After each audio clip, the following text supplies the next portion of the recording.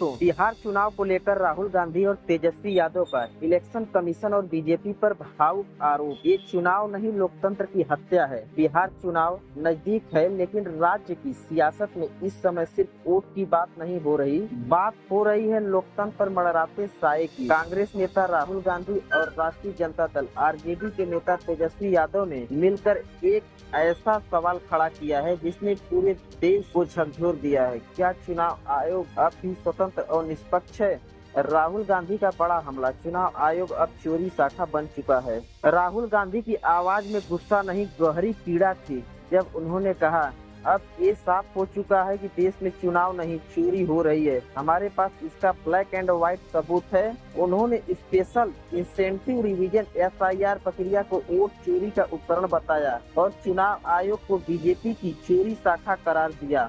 राहुल गांधी के शब्दों में वह बेबस आक्रोश झलक रहा था जो एक लोकतांत्रिक देश में हर जागरूक नागरिक महसूस करता है। हम पूछते हैं, क्या चुनाव आयोग अब भी संविधान के प्रति वफादार है या सत्ता के? उनका दावा था कि लाखों मतदाताओं के नाम चुपचाप लिस्ट से हटाए जा रहे हैं ताकि सत्ता में बैठे लोग जीत सुनिश्चित कर सके। उन्होंने यह भी कहा कि देश में लोकतंत्र अब कागज पर ही बचा है। तेजस्वी यादव की ललकार, हम चुप नहीं बैठेंगे। जहां राहुल गांधी की बातों में पीड़ा थी, वहीं तेजस्वी यादव की आवाज में क्रोध और चेतावनी थी। उन्होंने चुनाव आयोग पर सीधा हमला करते हुए कहा, SIR कोई निष्पक्ष प्रक्रिया नहीं, ये वोटर लिस्ट से गरीबों, दलितों, मुसलमानों को मिटाने की साजिश है। उन्होंने कहा कि बिहार में 52 लाख वोटरों के नाम जानबूझकर काटे गए हैं और अगर चुनाव आयोग ने प्रक्रिया पारदर्शी नहीं की तो महागठबंधन चुनाव का बहिष्कार तक पर विचार कर सकती है।